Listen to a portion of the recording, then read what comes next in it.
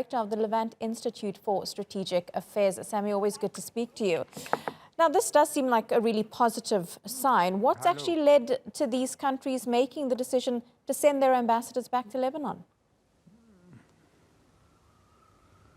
It's definitely a good sign, and it comes after a change of direction by the government, and namely by its Prime Minister Najib Mikati, who took like a public and official commitment trying to mend the relationship between the Lebanon and the GCC countries that hit a low in the past 2 years after namely Hezbollah involvement in the war in Yemen, after sending or being accused of being behind sending captagons and drugs in Saudi Arabia and GCC countries.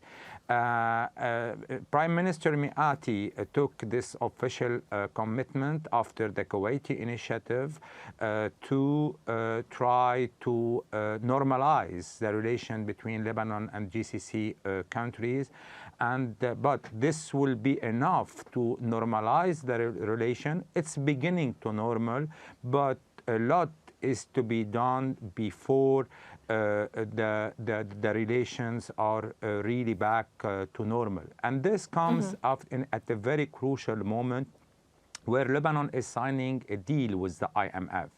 And GCC are considered to be, or are expected to be, major donors and supporters of Lebanon to get out of the financial and economic crisis.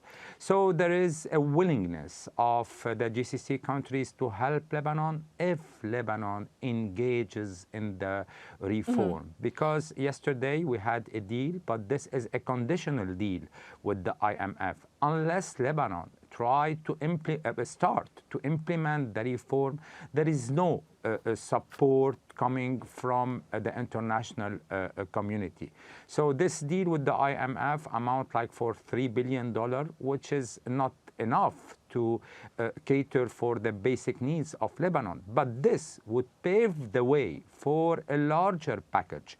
And here the GCC can play a crucial role.